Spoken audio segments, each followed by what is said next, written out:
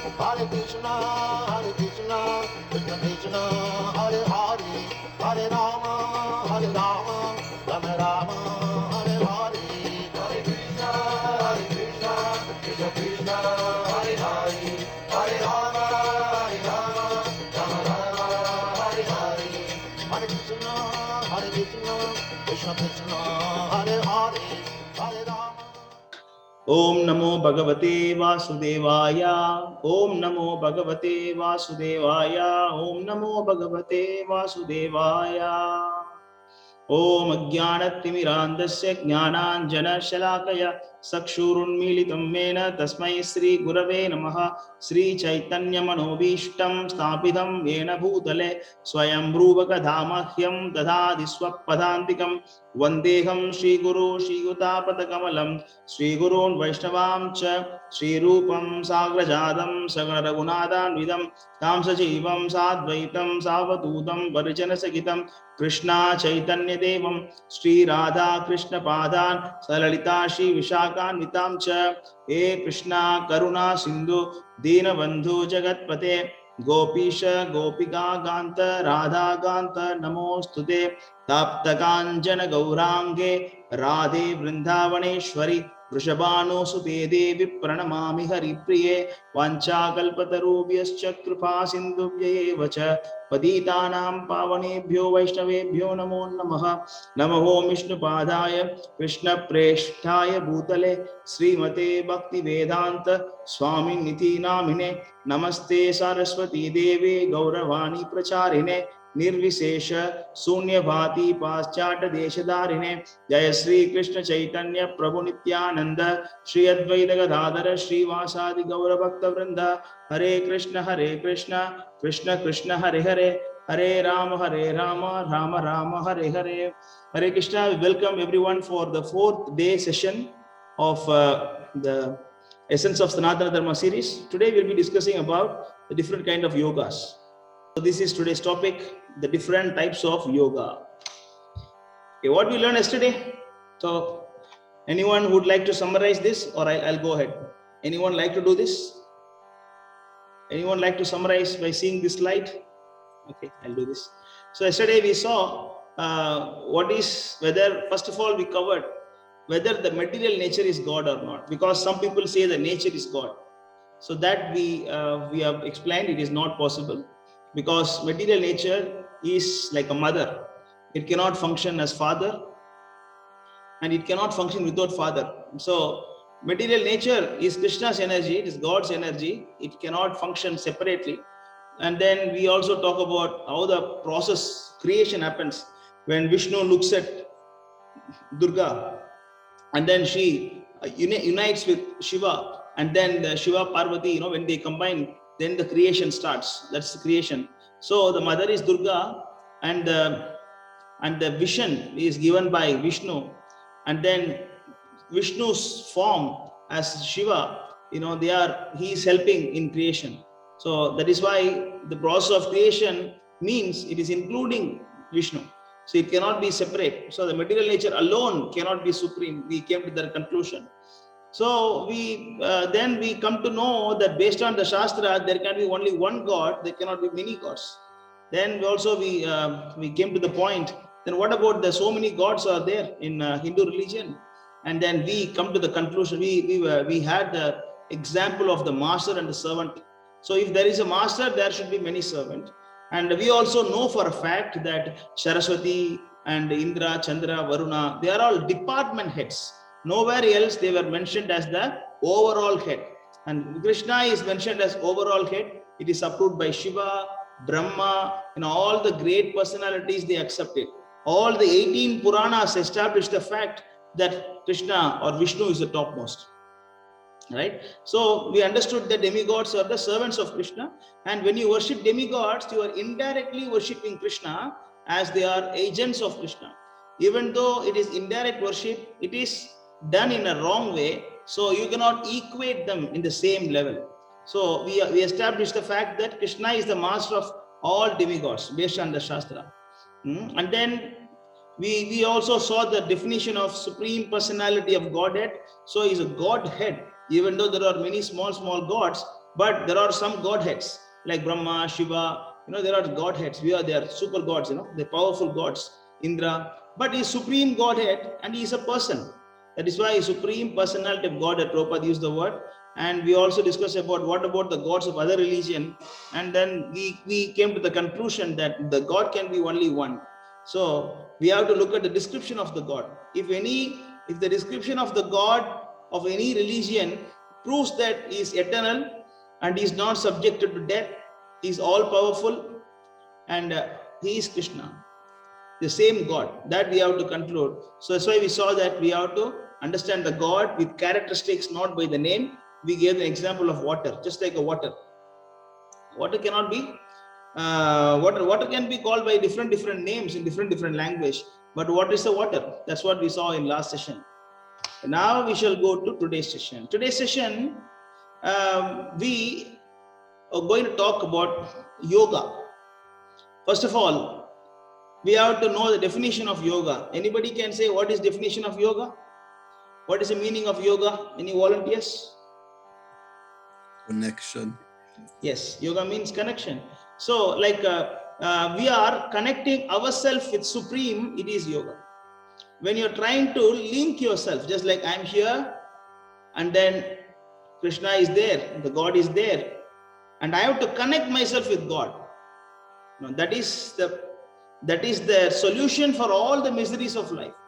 I am trying to be separate from my whole. Krishna is the whole, he is the whole and I am the part.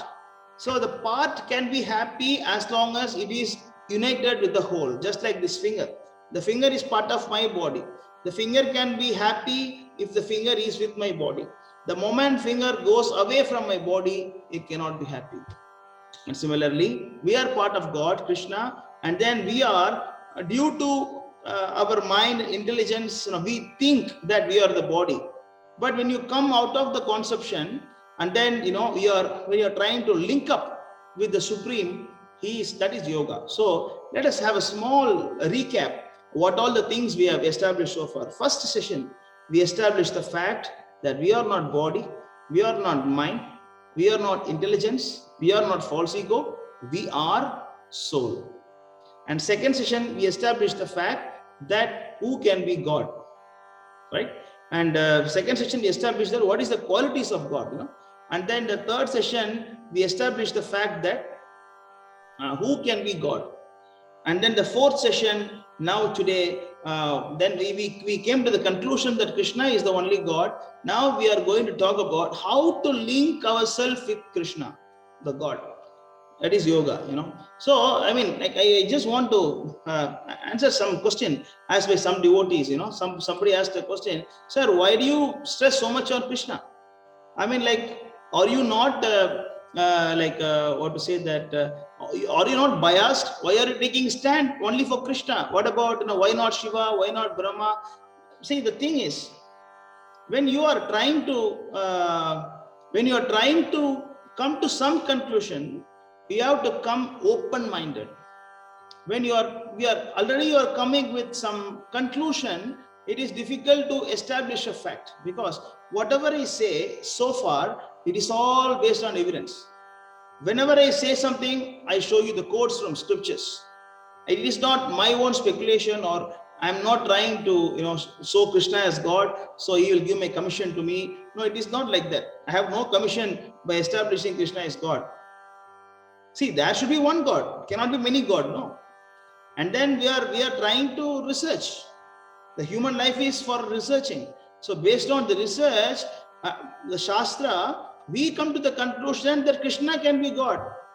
Because all that godheads, like Shiva is Godhead, Indra worshipped Krishna, right? If you look at the Govardhan hill, Indra was trying to defeat Krishna. Then he got defeated, then he prayed to Krishna, please forgive me, you are the supreme person. And in the same thing, Lord Shiva also, yesterday we saw that, he said that Aradhanam Sarvesham Vishnu Aradhanam. Worshipping Shiva, worshipping Vishnu is the topmost. It is mentioned by Lord Shiva. Not only that, in Vishnu Sahasranama prayer also, there is a very famous prayer, Sri Ramara Meti Namer, you know the verse? There also it is mentioned that Lord Shiva is saying, when you chant Rama, it is equal to chanting 1,000 names of Vishnu. And also Padma Purana, when Parvati is asking Lord Shiva, hey, what are you meditating on? If you look at Lord Shiva, he's always in meditating state. He's always on meditating something with closed eyes. So Parvati asked Lord Shiva, what are you meditating at? And Lord Shiva says, I am meditating on the lotus feet of Lord Rama. So these are all from Puranas. These are all from Puranas, from Vedas. So it is not that I am trying to prove something out of my own thing. So when you also have curiosity to know the truth and go beyond, can you mute your mic, everybody? So when you go beyond your circle, and then you're trying in the neutral stage, when we come to some discussion, we can understand that Krishna is God, right? So I mean, normally we don't read Vedas or Puranas, but we just whatever we hear from our childhood, and then we believe, and that should be right. When you go to a speaker, you expect that the speaker should speak the same thing, but mostly that doesn't happen, especially with our devotees. We speak the truth. We don't try to compromise. Understand? So that is why some people criticized yesterday, sir, why are you so biased? How can only Krishna be God? Why not Shiva? Why not Kali? Why not Brahma? So I request you to go through the video again and again. There is not even a single place I have voiced out my opinion. It is all I'm trying to take you to step by process, so that you can understand the Vedas, is in a conclusive way.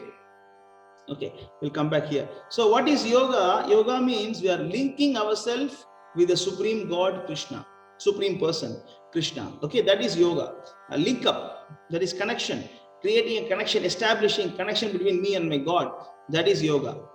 And there are different types of yogas are there based on the Puranas. There are different, based on Vedas, there are different types of yogas are there. Normally it is Karma Yoga, Jnana Yoga, Dhyana Yoga, Bhakti Yoga. These are the prominent yogas, right? One is Karma Yoga, Jnana Yoga, Dhyana Yoga, Bhakti Yoga. First we go to Karma Yoga. What is Karma Yoga? Yoga means what? Yoga means linking. Karma means what? Action. It's a common sense. What is Karma Yoga? Karma Yoga means linking oneself with Krishna through his own actions. By my actions, I am trying to connect myself with Krishna, with God. That is Karma Yoga. Clear? That is karma. I'm offering my actions to Krishna. So before we go too much into Karma Yoga, let us have some basics about Vedas. What is the meaning of Veda? Veda means to be known. Ved means to be known. Something that you have to know. When you take birth, when you take this human life, you have to learn this. That is why it is called as Veda. Veda means to be known. That is the meaning of Veda. Normally the Vedas were one that got divided into four by Veda Vyas before the Kali Yuga starts. It was all in the sound form, and Vyasa divided them to four, and then he wrote Rik, Yajur, Sama, Atharvan. He divided into four. But if you look at all the four Vedas, name it Rik Veda, Yajur Veda, Sama Veda, Atharvana Veda, all of them are mentioned, all of them are there to gradually uplift you from darkness. When you come to this world, Karmana Jayate Shudra, when you take birth, everybody is like the bodily conception. We are all the bodily conception. So from the bodily conceptions, slowly we are uplifting ourselves to the light, to the knowledge, to the happiness, to the joy. In other words, to Krishna, God. So every Veda is normally divided into three sections: Karma Kanda, Jnana Kanda, Upasana Kanda. Kanda means Kanda, canto. We say in English, no, canto. Is in Sanskrit is Kanta. Kanta means a section.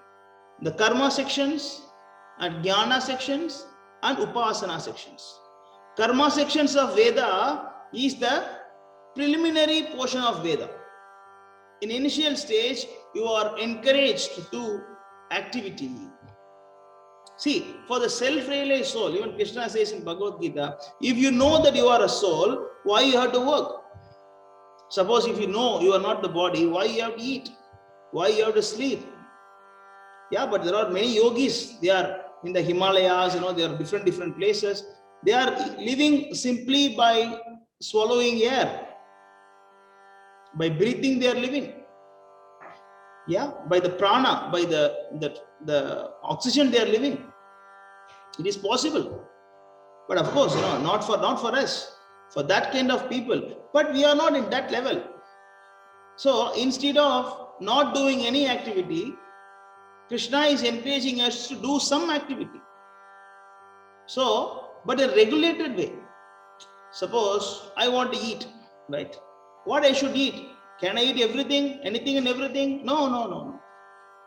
This is what you have to eat. This is how you have to eat. This is the time you have to eat. So likewise, these karma kanda portions, they are actually teaching you how to do the work. Normally the karma kandas, or again this karma, karma is normally divided into many types of karmas are there. Again, I'm telling you, karma means action. Do not forget that. Karma means activity. Again, the karma activity is divided into many types of karmas. For example, there is something called Nitya Karma. Nitya Karma means that karma you cannot give up. Everybody must do. Just like waking up in the early morning before sunrise, and brushing one's teeth, and taking bath, and keeping himself very clean. Like kind of basic stuff. How to brush, how to take bath, how to eat. These are all actually Nitya Karma. Nitya Karma means how to basic stuff that you have to do in your life and how to do this regulated way. And there is something called samskara karma. Samskara means like vivaha ceremony, and then mundana, you're giving name for the child, and then likewise there are a lot of samskaras are there. That's like that. And of course, like that there are so many karmas, prayachitta, lot of karmas are there. And when one is doing karma activity, and slowly he is getting taste, getting interest for the activities, then he he does activity, karma, and then he get result. Suppose, what is karma? Karma means I do this, I'll get this back. Suppose I want a child, what I should do? The Shastra say, you do this yajna you do, you get a baby. Oh, I want to become rich. You do this yajna, you become rich. You worship this god. You worship Indra. You worship Chandra. You worship Varuna. Likewise, for different result, the Vedas are encouraging you to worship different demigods. But after some time, it is actually, as we saw yesterday, whatever result we obtain from demigods are antavattu phalam. These are all actually antavattu means impermanent. They are not permanent. So after some time, you start questioning yourself, what is there in this? It is all temporary. What is the meaning of life? Then you start questioning. When you get fed up of your actions and reactions, then you start asking questions. Then you are promoted to Jnana Kanda portion of the Vedas. Then you have to go to the next section of Vedas. That section gives knowledge of the truth of the Bhagavan, who is God. This kind of things are explained in Jnana Kanda section of Vedas. So at the end of Jnana Kanda, you will come to the conclusion that Krishna or Vishnu is the supreme person. Understand?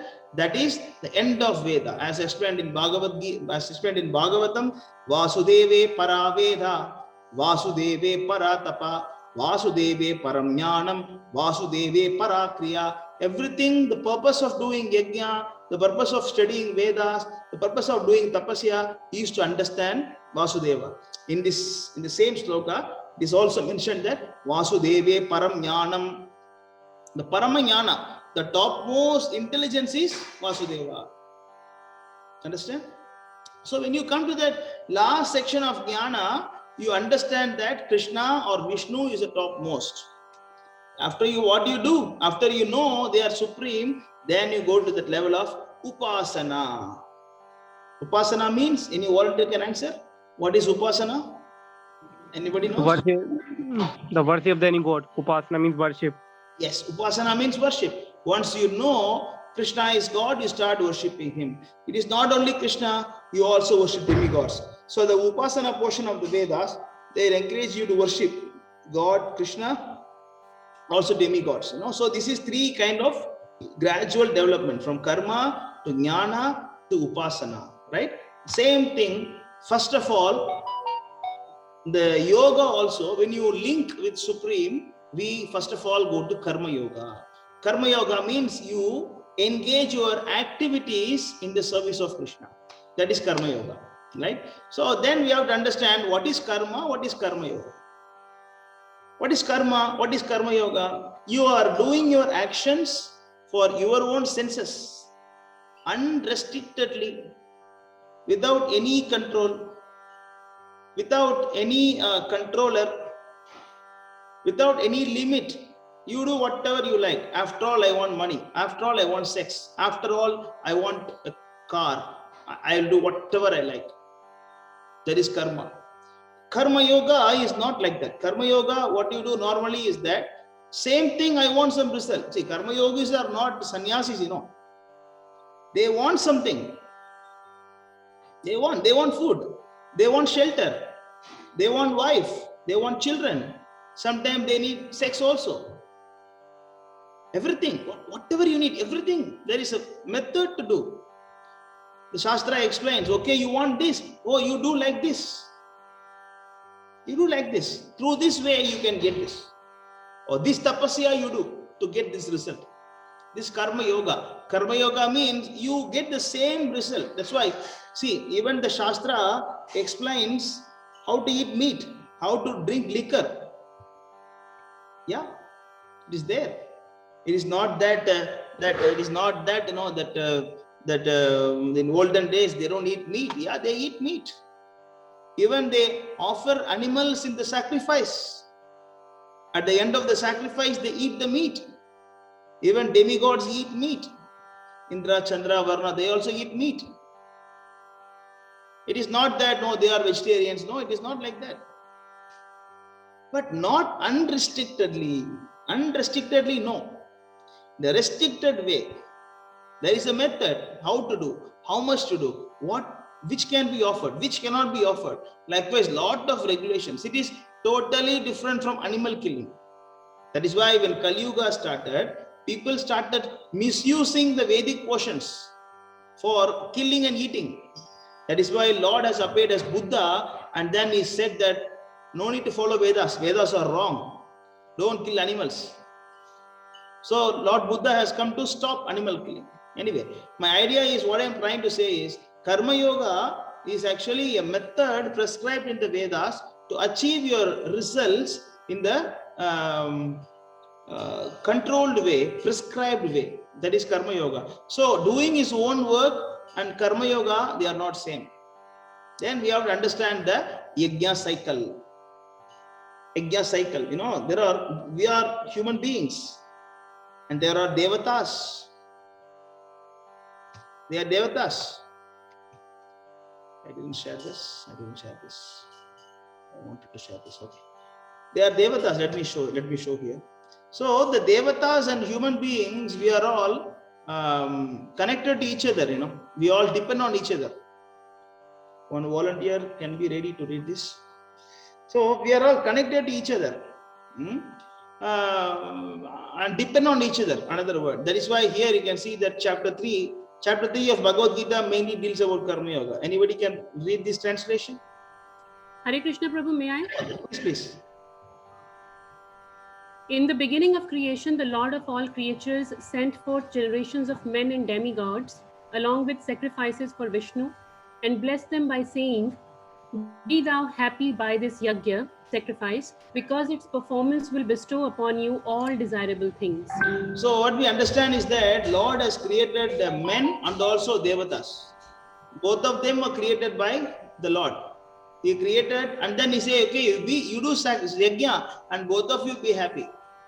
Just like the government has created the taxpayers and also government staff. The government staff provide the facilities for the people and the people enjoy the facility and pay tax to the government.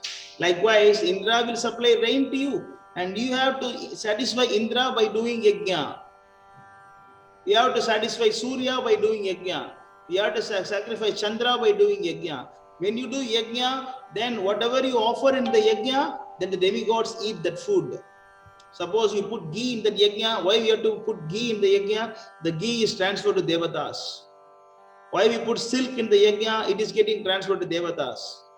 Even they put gold and silver also in olden days. They put sweet, we put rice, we put fruits, we put vegetables. Then all these things are sent to devatas. Then devatas are getting satisfied. Krishna is getting satisfied. Then they are supplying you rain. They are supplying you, everything, whatever you need.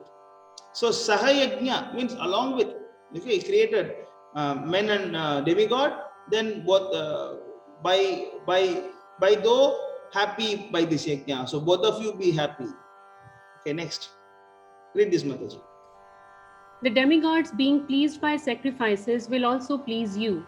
Thus, nourishing one another, they will reign general prosperity for all. Yeah, that's what I explained. So when you give that sacrifice, the demigods are happy, then they will supply you whatever you need.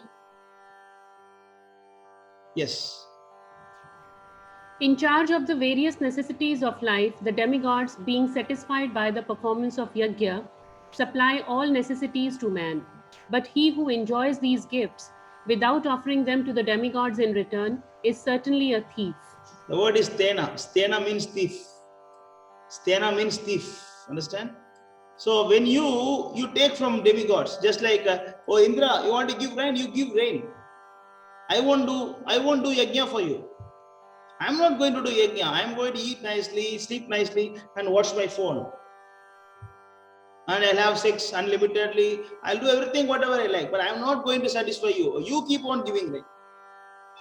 Then that is what actually it is called as stena, thief. Can a thief be happy? No. That is why in Kali Yuga, people are not happy. No rain on time. No water below the earth. No proper harvest. Even if lot of,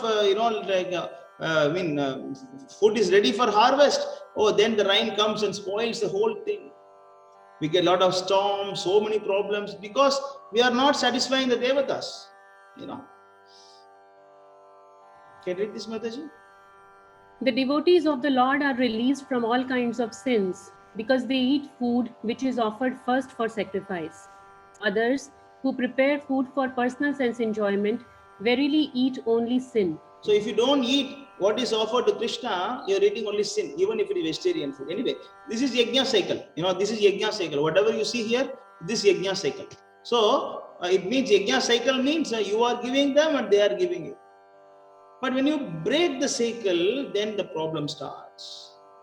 Like we know about the food cycle, right? We know about the food cycle, that air cycle. Just like I'm releasing carbon dioxide, trees take the carbon dioxide and then releases oxygen. Like that, when you release, then you cut the trees, then the cycle getting disturbed. And similarly, when you do not do yajna for the devatas, then they don't give whatever you require, then it is problem starts. That is why Krishna says in Bhagavad Gita, Evam pravartitam chakram nanuvartayati yaha agayur indriyaramo mogam partha sajivati. My dear Arjuna, a man who does not follow the prescribed Vedic systems of sacrifice certainly leads life of sin. For a person delighting only in the senses lives in vain. See, chakram, the word is there. Chakram means cycle. Anyone who breaks the cycle, he is leading the life of sin. That is why this Karma Kanda section of the Vedas, they are encouraging you to follow the Vedic cycle. When you offer something to Devatas, actually you are offering to who? Offering to? Anybody? Krishna. Krishna. We saw yesterday. Yesterday we saw, right? Whatever you give to any demigods, it is actually you are giving to Krishna. Whatever you receive from the demigod, also it is received from Krishna, right? But for initial stage, for the one who is not ready for that knowledge, Krishna is saying, okay, you do this. Or you want money, you do worship, do yajna for this demigod. You want rain, you do for Indra. You want sun, I mean, you want some, like prosperity, you do worship this God. Like that, he is encouraging you. Then there are three kind of actions are explained in Bhagavad Gita. One is karma, vikarma, and akarma. Karma means action. Vikarma means forbidden action. And akarma means inaction. Karma means you are doing something expecting some result. When you do something and the result is coming, so the result will be good and bad, not good or bad. It's very important you have to understand. It is not that I am doing only good karma. No, karma is not good always. Every karma has bad reactions also. Whatever you do, suppose I'm eating some fruits, means sometime I am taking other person's share also. I mean, so whatever you do, the karma has equal reaction. For example, I give a simple example to you. You are brushing your teeth, you are taking bath by applying soap. It is good for health, right? Good for your body. But when you brush, you are killing so much of like gems also. So many living beings are killed because of you. I mean, of course, I don't say don't brush. What I'm saying is that I'm giving this example. Whenever you do some action, there is also a reaction, which is combination of good and bad. Yeah. But if you follow the karma yoga process, then the good result is more, the bad result is very, very less. If you don't follow the karma yoga process, then the bad result is only there. There is no good thing. But vikarma means the things forbidden by the Shastras. What you cannot eat meat, like that. A lot of rules and regulations, unrestrictedly.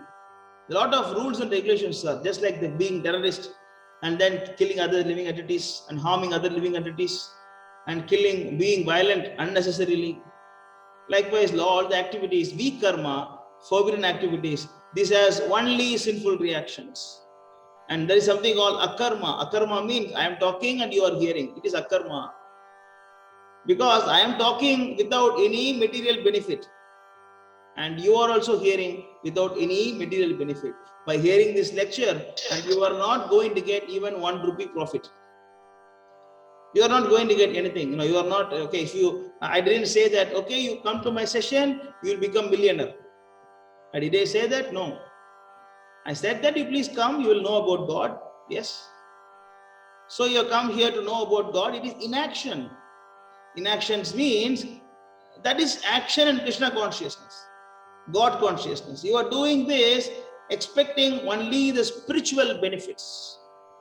It is not about any material benefit, just like chanting Hare Krishna, Krishna Krishna, Hare Hare, Hare Rama, Rama Rama. This is akarma. Akarma means inaction. Then we see this Bhagavad Gita 3:31. It's the conclusion of Karma Yoga, right? And what is the conclusion of Karma Yoga? Krishna is saying that Yame matam idam nityam anujistani manavaha shraddhavanto nasuyanto muchyante. Muchyante means getting released. Teti karma bihi. One who executes his duties according to my injunctions, means Vedas, Krishna's instructions, Shastras, and who follows these teachings faithfully without envy, become free from bondage of fruitive activity. So, if you live in this world by following the instruction of the Shastra, muchyate vikarma bihi, then slowly you come out of the bondage for actions. It means you won't be interested in any more actions. You won't be interested. In other words, you will gradually get distaste for all the things which are not connected to Krishna. You won't be interested in enjoying your senses unlimitedly. Okay, Karma Yoga is meant to please Vishnu. It is also mentioned in Bhagavad Gita 3:9. Yajnartat karmano anyatra lokoyam karma bandhanaha tatattam karma kaunteya mukta sangha samachara. When work done as a sacrifice for Vishnu has to be performed, otherwise work binds one to the material world. See, here we saw about if you don't do yajna or not pleasing Krishna, you will be bondage. But here it is what is mentioned. If you follow Krishna's instructions, you will be free from bondage. See, Therefore, O son of Kunti, perform your prescribed duties for his instruction, and in that way you will always remain unattached and free from bondage. This is all about Karma Yoga. And one more misconception. Some people say, Prabhu, I am also Karma Yogi. Even one of the big governor of one particular state, and that person said, I am Karma Yogi. I was a good governor for 5 years. I did my job very properly. Duty bound. I was a duty bound. I was a Karma Yogi. No, you are not Karma Yogi. The term is Karmi. Why were you a governor? Because I'll get some salary. No, it's a patriotism. Again, it is karma. Because you are trying to be in this material consciousness. Karma Yoga means you do actions based on the Shastric injunctions. It is not that I'm duty bound, I'm doing my duty properly, I am a Karma Yogi. Just like the butcher, whole day is cutting all animals. He is saying that I'm very duty bound, I am a Karma Yogi. No. So, being duty bound is not Karma Yoga. Following the Vedic injunctions, especially the Yajna methods, Nitya karma, different karmas, right? Some samskara karma, pariyar karma, like that different karmas are there. When you do the karma seriously, properly, that is Karma Yoga. Okay, we already covered Karma Yoga. Now we go to Jnana Yoga. Jnana means knowledge. What is Jnana Yoga? Same like Karma Yoga. Jnana Yoga means you're linking yourself with Krishna through knowledge. See, Krishna starts with this Sankhya Yoga, and then it means analytical study. Then he went to Karma Yoga. He was explaining that do your actions. Normally what happens is that when you start doing action, gradually you will start developing some distaste. Just like we got married, we got so much attached to wife and children, but after some time we get trouble because of the same family. Then we start getting distaste. What is there in life? Right? All of us will come to the point, one stage. What is there in life? And you are a candidate for Jnana portion of the Vedas. Then you start asking questions. That is actually Jnana Yoga. Jnana Yoga means through knowledge, you are trying to link up yourself with God. There by actions, here by knowledge. Here Krishna clearly says, Dravya Yajna, Tapa Yajna, Yoga Yajna, Tatapara, Swadhyaya, Jnana Yajnascha, Yataha Samsikta Vritaha. This is Bhagavad Gita chapter 4 verse 28. There are others who enlightened by sacrificing their material possessions in severe austerities, take strict vows and practice yoga of eightfold mysticism, and others study the Vedas for advancement of transcendental knowledge. This is Jnana Yoga.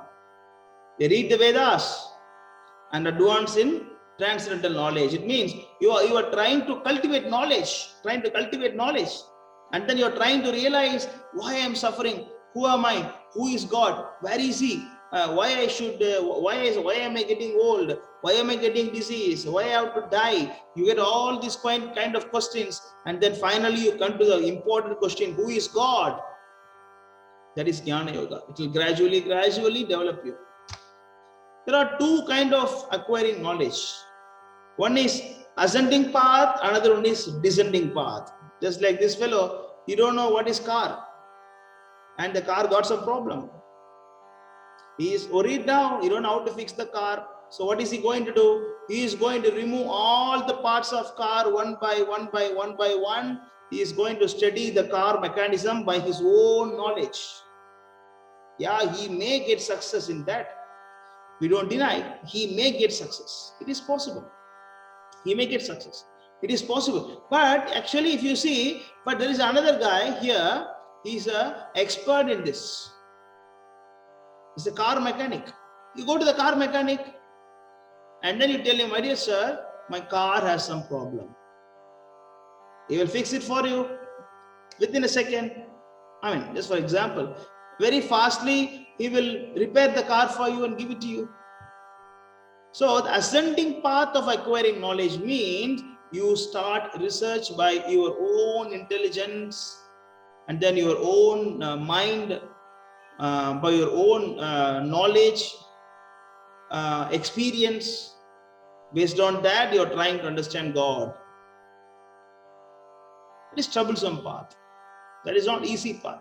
Like Prabhupada gave an example. Suppose you want to go to America, you have to go to someone who knows America. That is intelligence. Not like a random process. Okay, let me ask some 1,000 people. Maybe one will know about America. No, it's not like that. You'll get confused. So there are two paths. One is ascending path, another one is descending path. Ascending path means you are going from down to up. Descending path means you're coming from up to down. Let us see what Krishna advises in Bhagavad Gita. So this is ascending, this is descending. Just like these people, mostly they are Buddhist people. Like those who are jnanis, they don't know God. It's not about only Buddhist. It is anyone who are trying to, even like impersonalist, who are trying to know from down to up. Hey, what is this? They start doing meditation within themselves. Just like we saw yesterday, right? In this Brahman realization, from down they go up. Oh, this is Brahman. The God is everywhere, right? The God is everywhere.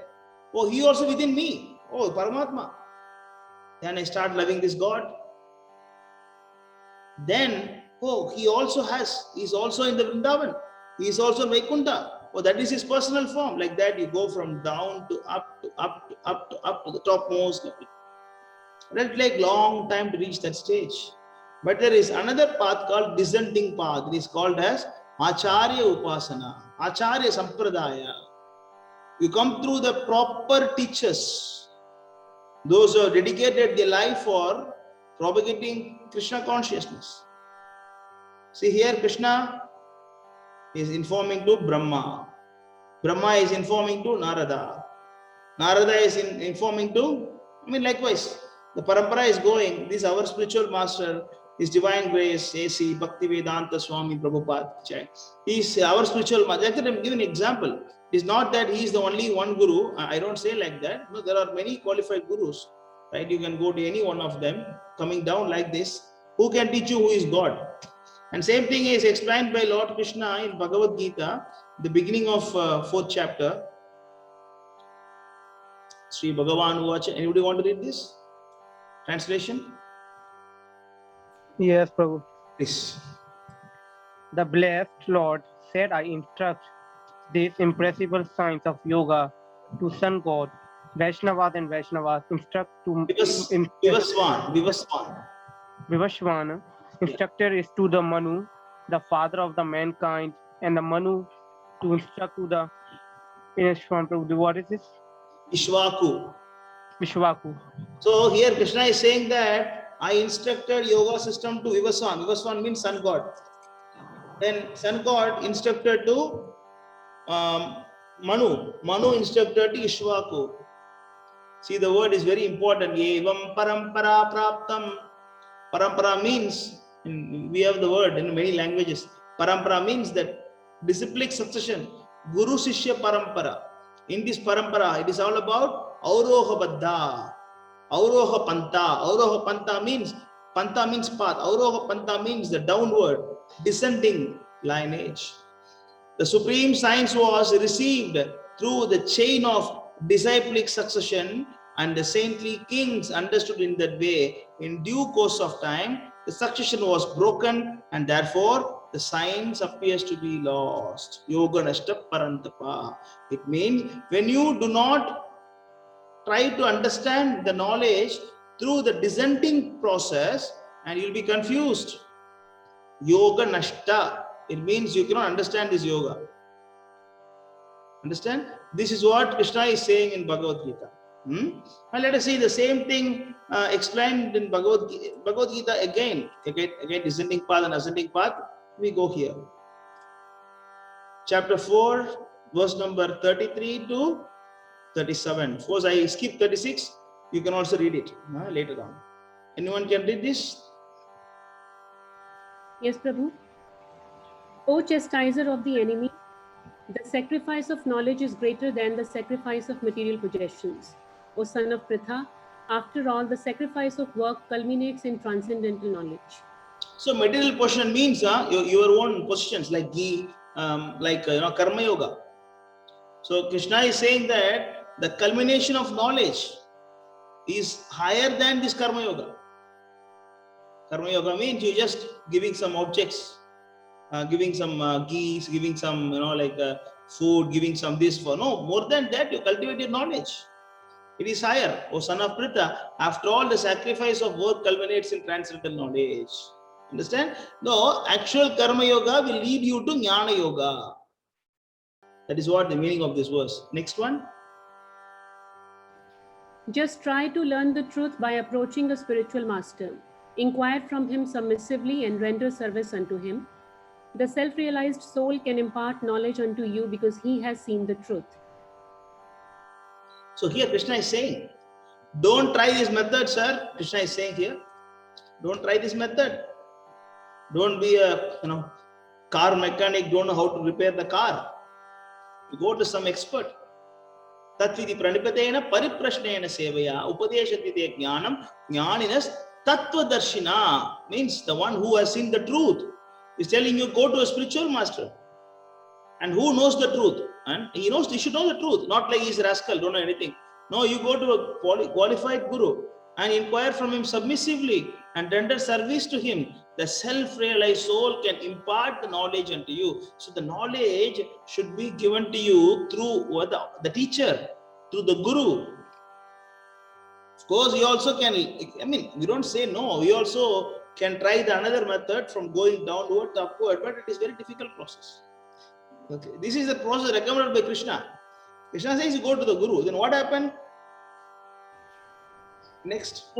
And when you have thus learned the truth, you will know that all living beings are but part of me, and that they are in me and are mine. So when you know the knowledge, you understand that what everybody is in Krishna, and everybody is parts of Krishna. And then, all are in me, all are in Krishna. Everybody is in Krishna. You will come to that conclusion. Next. As the blazing fire turns firewood to ashes, O Arjuna, so does the fire of knowledge burn to ashes all reactions to material activities. A nice example is given here. So the blazing fire turns firewood to ashes. Similarly, the fire of knowledge burns the... I cannot see that. It's blocking. Burns to ashes all reactions to material activities. Whatever you do activities, the reactions will be burned. So this is the Jnana Yoga. Jnana Yoga means we have to go through the proper channel to understand knowledge of the Supreme. So the next level of Karma Yoga is Jnana Yoga.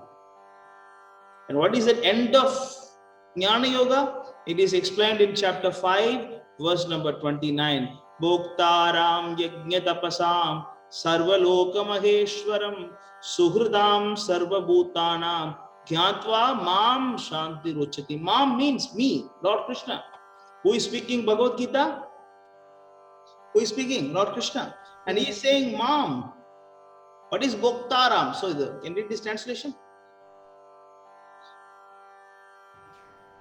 The sages, knowing me as the ultimate purpose of all sacrifices and austerities, the supreme lord of all planets and demigods, and the benefactor and well-wisher of all living entities, attain peace from the pangs of material miseries. So when you start cultivating the knowledge, you will come to this level of conclusion, Bhokta Ram. Krishna is the ultimate, Bhokta means enjoyer of all the sacrifices, Yajna Tapasam. He is the enjoyer of all the Yajna and Tapasa, austerities. He is the one enjoying. He is Sarvaloka Maheshwaram. Maheshwara means the supreme controller. Sarva Loka means he is the controller of all the worlds. Suhritam means he is the dearest friend of all. You will come to this conclusion. What? Suhritam Sarva Bhutanam. He is a friend of all living entities. Jnatva mam. Jnatva means no. Jnana. The word Jnatva comes from the word Jnana. Jnana Yoga. At the end of the Jnana Yoga, you come to this conclusion, Jnatva mam, about me, Shanti Ruchati, then he becomes peaceful. Actually, when you do not know who is God, you are not peaceful. You always suffer in this world. When you understand Krishna is God, then you are peaceful. This is the end of Jnana Yoga. Actually, the end of Karma Yoga, what is end of Karma Yoga? Asking questions. And end of Karma Yoga, end of Jnana Yoga is actually Krishna is supreme. He is the enjoyer of everything. Then what I should do?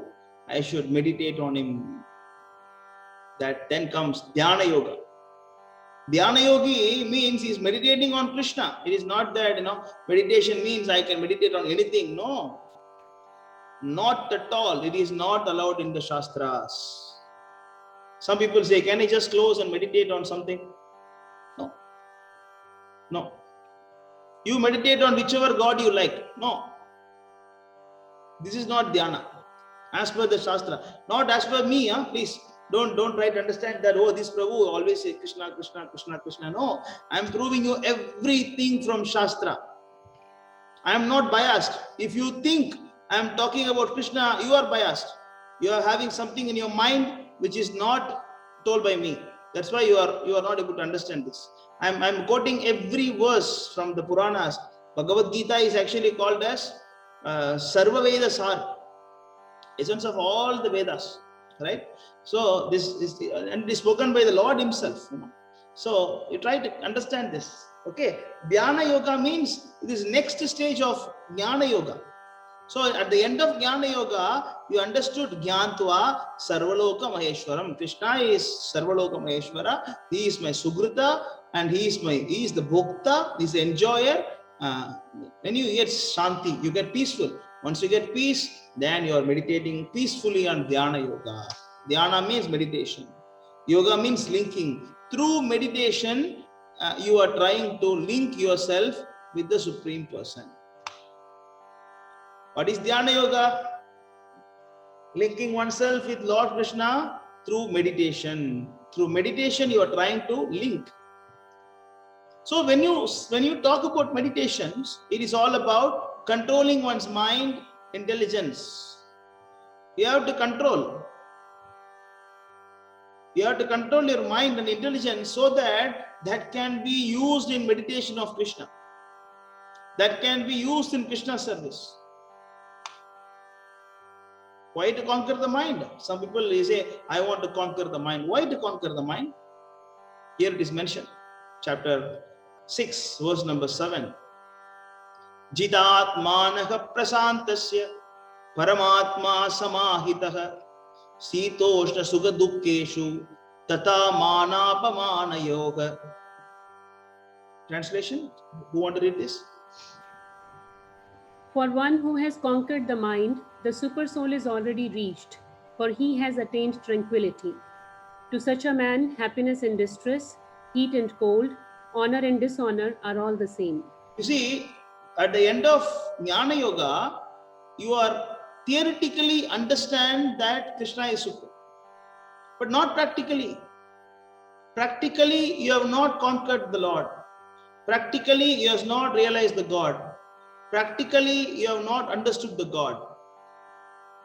But now, when you to conquer the Lord, to reach the super soul, you have to control your mind, because mind is always distracting you to enjoy the senses. The mind tell you, hey, not required. Let us. This Prabhu is boring for a long time. Let me change. Let me change to something else. I can just go to Facebook. I can watch some movies. Why to waste the time? This Prabhu is saying the same thing for the past 4 days. The mind will distract you. So that's why if you don't control the mind, you cannot conquer the God. That's why you have to conquer the mind. So what is the process of Dhyana Yoga? How to do Dhyana? It is explained in Bhagavad Gita from chapter 6, verse number 10 to 15. This is the process of Dhyana Yoga. You can read, Mataji. A transcendentalist should always try to concentrate his mind on the Supreme Self. He should live alone in a secluded place and should always carefully control his mind. He should be free from desires and feelings of possessiveness. Okay, if you want to practice this Dhyana Yoga and you have to concentrate your mind on the Supreme, for that you have to go to a secluded place and carefully control the mind. And you should be free from desires and feeling of possessiveness. Read the next one. To practice yoga, one should go to a secluded place and should lay kusha grass on the ground and then cover it with a deer skin and a soft cloth. The seat should neither be too high nor too low and should be situated in a sacred place. The yogi should then sit on it very firmly and should practice yoga by controlling the mind and the senses, purifying the heart, and fixing the mind on one point. So these many rules are there. You want to do dhyana, first of all, leave the house. And then choose the seat which is not high. Okay, of course, I don't want to repeat this. You can go through this. Not high, not low, and sit firmly and control the mind and senses and purify the heart and fix the mind on one point. Which point? Read the next sloka. It explains that what is the one point. One should hold one's body, neck, and head erect in a straight line and stare steadily at the tip of the nose. Thus, with an unagitated, subdued mind, devoid of fear, completely free from sex life, one should meditate upon me within the heart and make me the ultimate goal of life. So this is the most important thing. I'll show you in Sanskrit so that you will understand better. You see this verse, Krishna is clearly saying that after doing all these gymnastic practices, like after that, what you should do is here, Manaha samyamya matchittaha yukta asita matparaha. Manaha means mind. Samyamya means, what is the meaning of samyamya? You can read here. Samyamya means completely subdued it. The mind is completely under control. Mat, unto me. Not that whatever you like. Some people nowadays, what yoga teachers are teaching you? Yoga class, okay, 500 rupees one session. 5,000 rupees one session. Big Baba is coming, 50,000 rupees one session. What is he teaching? Oh, you think of whatever you like. But the Supreme Master is Yogeshwara. He is telling that Mat Chitta. Mat Chitta means you have to focus your mind on me alone.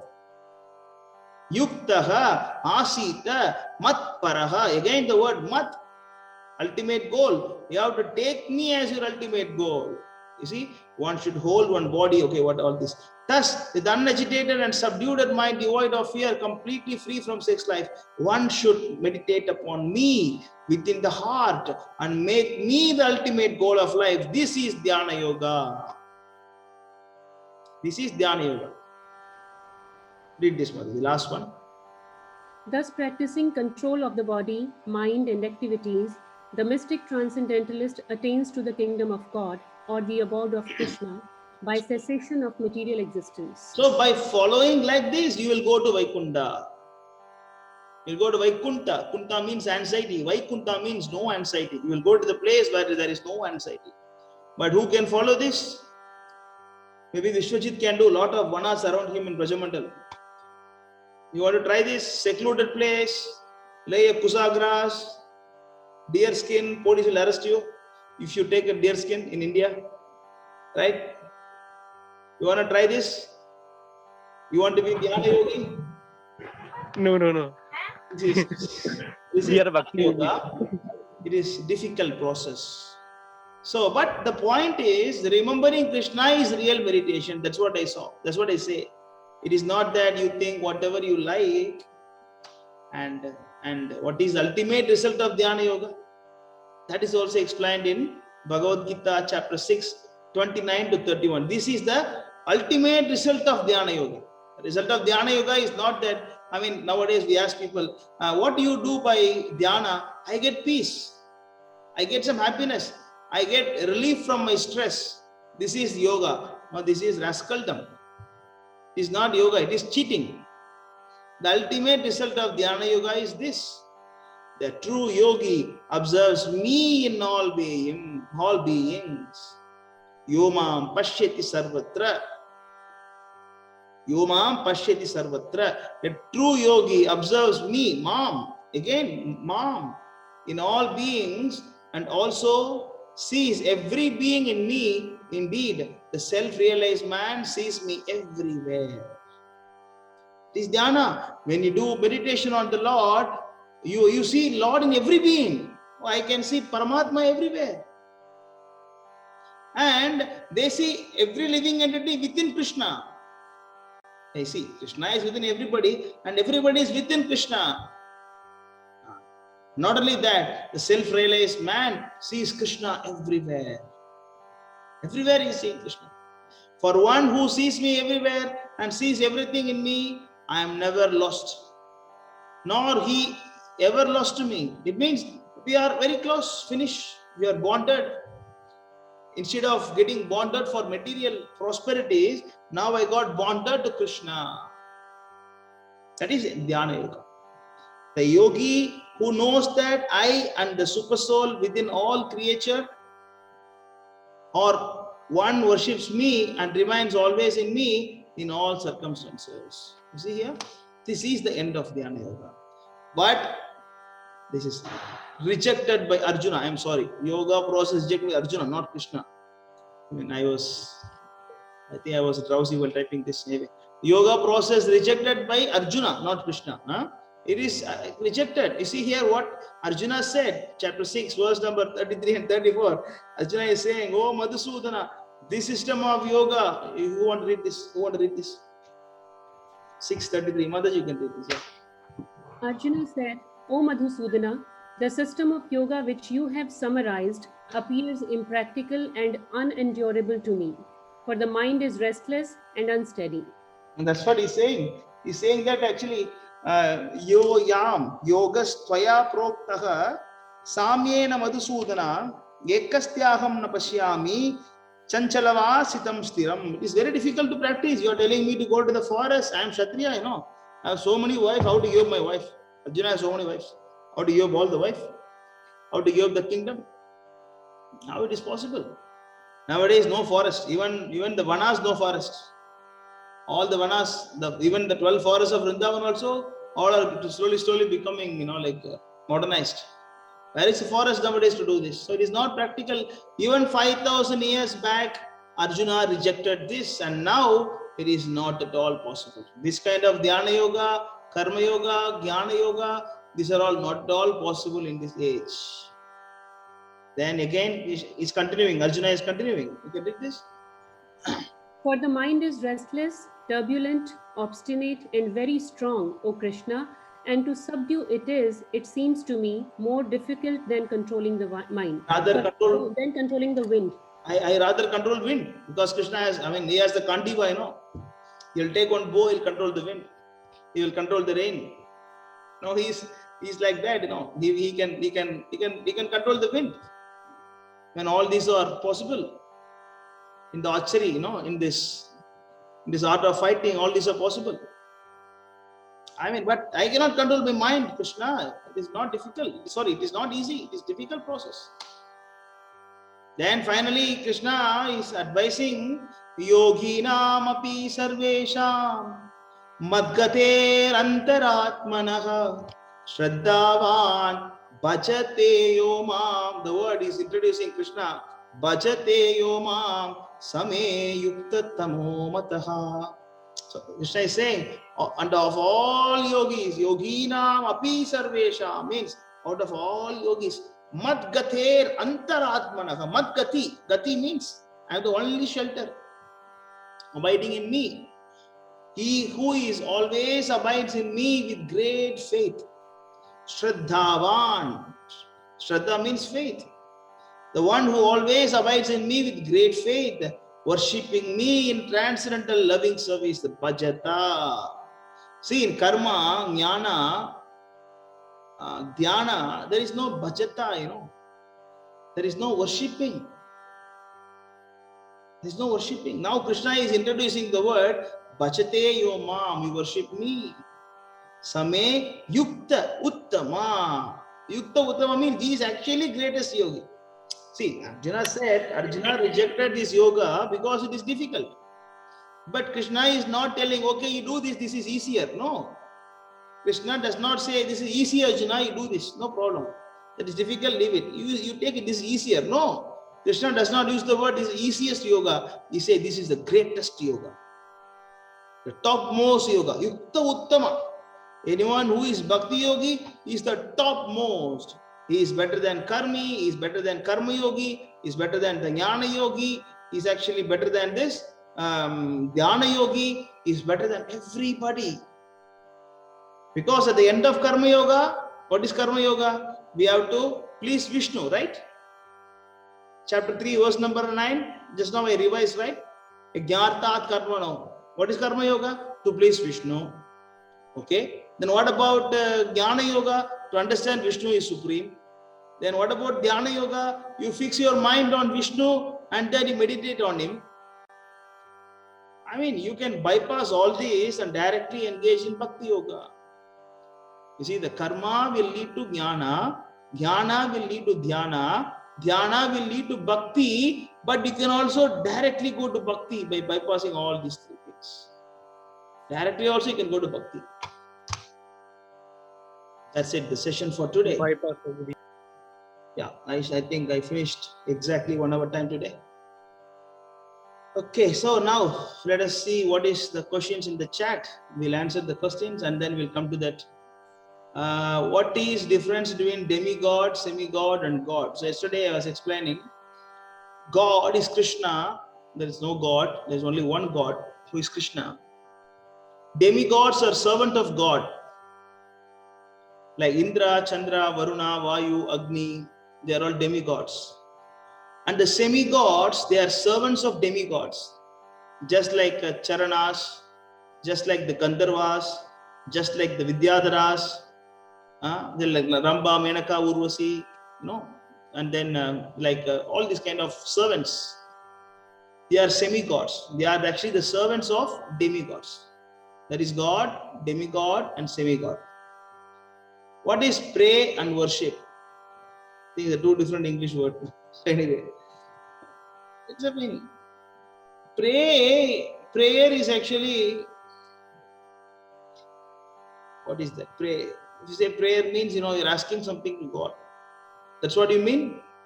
What do you mean by pray? Asking something to God? Vishwajit? Your what, Prabhu? Pray means you are referring to asking something to God? And Right? worship? No, pray means first of all you refer asking something to God. That's what you mean when you say pray? Yeah. So that is also worship. That is inferior worship. Superior worship is you just try to satisfy him. That is superior worship. But Krishna will take both, Even you pray, you worship, that all comes under Bhakti Yoga. Krishna will be satisfied. Anyway, this is not about today's session. So we'll discuss this tomorrow, because tomorrow it will be better to answer this question. Yeah. Okay.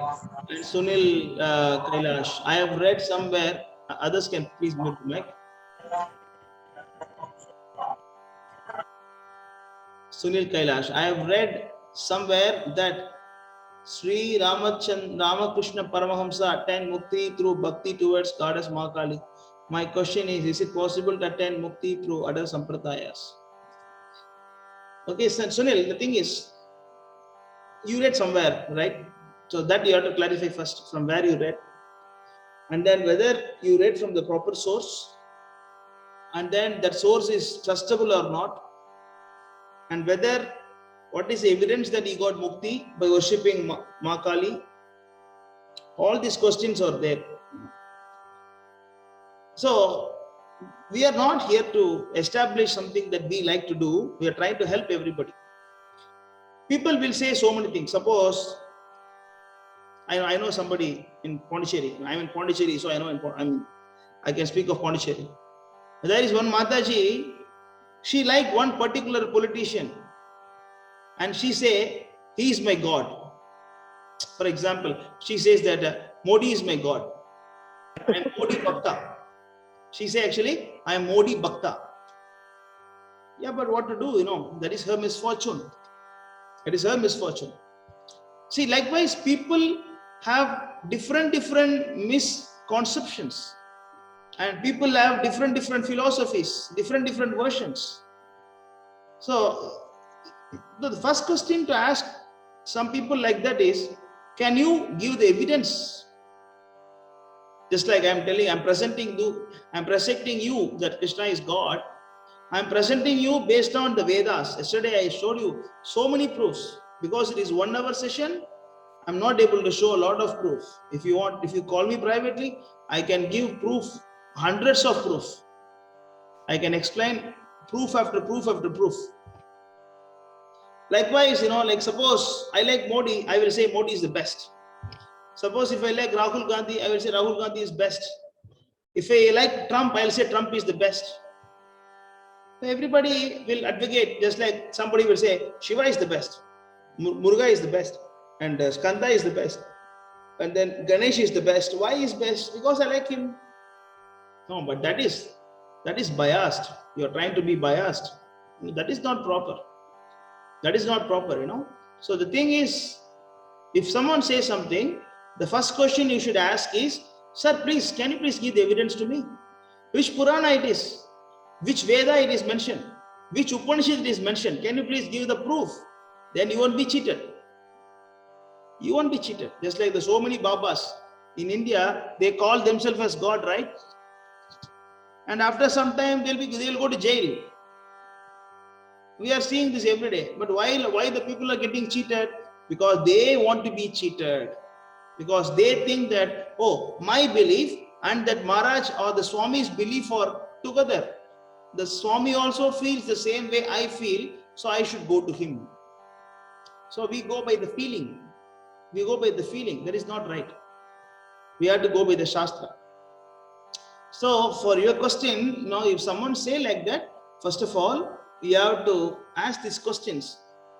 You have mentioned that you have read somewhere. First of all, you have to clarify from where you read.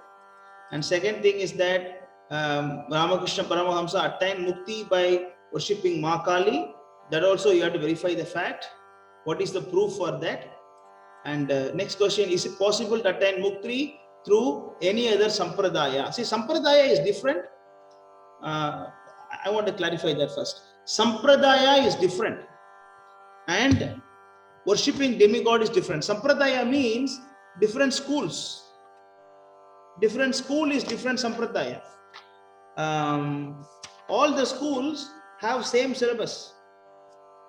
All the school have same syllabus, but they may have different methods. More than teachers, it's a method. They have different uniform. This school has green uniform, and that school has yellow uniform. But they will be teaching the same system. Just like we are known as Gaudiya Sampradaya, Madhva Sampradaya. But there are some devotees, they wear big tilak, like Guruvayur. You are from Kerala, right? The Guruvayurappan, no, they have big tilak. I don't know about Guruvayur. Some Sri Vaishnava temple, they have big tilak. They are actually coming from Lakshmi Sampradaya. This is Sampradaya. Sampradaya means same philosophy, but it is actually coming in but different schools of thought. Understand? But worshipping demigods is not considered as Sampradaya. It is different philosophy. Understand? It is different philosophy. It is a different tattva. Tattva is different because this doesn't take you to same place. Okay. So for your question, I will show you this Bhagavad Gita chapter 7 verse number 14. There is a very nice quote. It is told by Lord Shiva. It is told by Lord Shiva, Mahadeva. He is saying, okay, let me share the screen. Sunil, you are there? Yes, I am here. You can read this. I'll read the Sanskrit. No, could you please elaborate? Could you please elaborate on that? You please read this first. Mukti pradata sarvesham Vishnu ekana samsaya. You can read this. Read this. Actually, I can't read that. Okay. Let me try. There is no doubt that Vishnu is the deliverer of the liberation of everyone. So this is told by Lord Shiva. In Padma Purana, it is mentioned, Lord Shiva is saying, Mukti Pradata. Pradata means the one who is giving Mukti. Sarvesham. Sarva means everybody. Vishnu. Eva na samsaya. Samsaya means doubt. Lord Shiva is saying that only Krishna or Vishnu can give Mukti. Right? Likewise, when you have some doubts, you have to go through the Shastras. But for your question, I'm answering you based on the Shastra. I'm not telling you something based on my own opinion. It is not like that. Understand? So for your question, you asked the question whether worshipping other gods can give mukti, and according to Lord Shiva, no. See, mukti is possible only by worshipping Krishna or Vishnu. It is what Lord Shiva is saying, and all the Purana says. Clear? So you're saying that there are no realized masters or being masters or like being in Himalayas or anywhere in India now? See, the thing is, they are realize means what is realization? Realization is the process. Realization is the process. Just like I say that he is the PhD student and PhD degree holder. Different is there, no? He is studying PhD and then he is the degree holder. He has completed PhD. There are so many jnanis. They are trying to search for the truth. That's what I was explaining. There are two ways of understanding the truth. So when you're trying to understand the truth by yourself, you will go from different levels. Then you come to the final conclusion. So they will be in a different path. Some jnanis, they are in this worship, and some jnanis in different worship, and some jnanis are trying to understand the impersonal feature of the God. But the conclusive truth is that this is the conclusive truth. Understand? So jnana is not actually one day matter, It is actually a gradual process. Those who are in Himalayas or different places, they are trying this way of ascending process. So they are going from down to up. So they may be in different levels. That's why Lord Krishna says in Bhagavad Gita, chapter 4, verse number 11, Manushya Partha Sarvasaha. You see here Lord Krishna is saying, as all of them, they surrender to me, I reward accordingly. Everyone follows my path in all respects. Everybody is going towards him. But some are near, some are far, and some have reached him. That's the difference. So about the jnanis, some are still searching, some are almost reached the God, and very few has reached the God. That is why Lord Krishna is saying the same thing in Bhagavad Gita, chapter 7, verse number 3. Manushyanam sahasreshu kaschit yatati siddhaye yatatam abhisiddhanam kaschin mam vedi tattvataha. Out of many thousands of men, one may endure perfection. You are asking about the people in Himalaya, right? Lord Krishna is saying, out of many thousands of men, one is trying to get perfection. Those who are trying to get perfection, then they go to Himalayas, they go here, there, and out of them who have achieved perfection, some of them could have achieved the perfection also. They could have understand the cosmic consciousness. They could have got to the Brahman realization.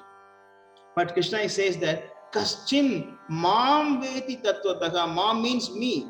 Mam means me. Even among the liberated souls, only very few knows me as the Supreme. Understand? So the jnana is a continuous process. You have to understand that way. Right? So if you need more clarification, you take my number. We will talk for detailing. Thank you. Hare Krishna. Fine. Okay, thank you. Hare Krishna. So next question. Garuda is a demigod. The Vaishnavas are not demigods. Vaishnavas are liberated souls. Demigods are conditioned souls.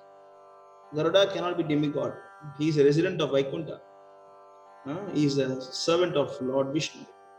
Vaishnava. Prabhu, also it said that Vaishnavam Yadasampu. So Shiva is not a demigod. What is that? I mean Vaishnavam Yadasampu. I mean Shiva is a topmost Vaishnava. So he is not a demigod, Prabhu. Shiva is different. Shiva is not demigod. He is not Vishnu Tattva. Shiva is not a material being nor a spiritual being. He is Sakshat Vishnu in one way. He is Sakshat Vishnu. Shiva is different. Shiva cannot be counted as Jiva Tattva or he cannot be considered as Vishnu Tattva. He has no death. Shiva has no death. Demigod has death. And he is just Vishnu only. Vishnu is doing different activity. Only thing is he touched Maya. Vishnu does not touch Maya. Otherwise they are same, equal level. So Shiva cannot be called as demigod. He's not demigod. Prabhu Brahma Just is like, also the just heart of like, Krishna. Let us finish Ayyappa first. Yeah, bro, please. yes, just like Shira Yadaki Dhamikara Vishesha Yoga. Just like if we add some, some Yeah. bacteria, it will separate the milk from the curd. Correct. That is the thing. The Shira and curd and milk is same. It is not different. But only thing, it has changed the quality of it slightly. So Shiva is totally different person. He has no death. At the same time, he cannot be counted as Vishnu Tattva also. But he is Vishnu, doing different duty. So what about the formless God Prabhu? Formless God is Shiva or what? When you say formless, how he can be Shiva? Shiva has a form, no? Formless is expansion, that as Krishna explains in Bhagavad Gita chapter 7, I think verse number 8, I was showing yesterday. Krishna says that I am pervading in all the universes.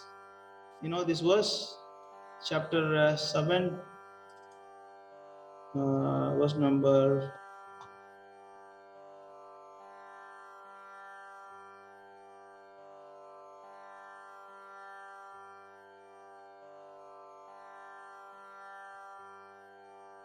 6. I was showing yesterday's slide I have shared. I forgot the number now. So Krishna is saying that actually I manifest myself in my impersonal feature everywhere. So I explained the whole thing in one session. What is the formless feature of God? I think you have to go through that session. Yeah, you see this chapter 9, verse number 4. You can see the screen.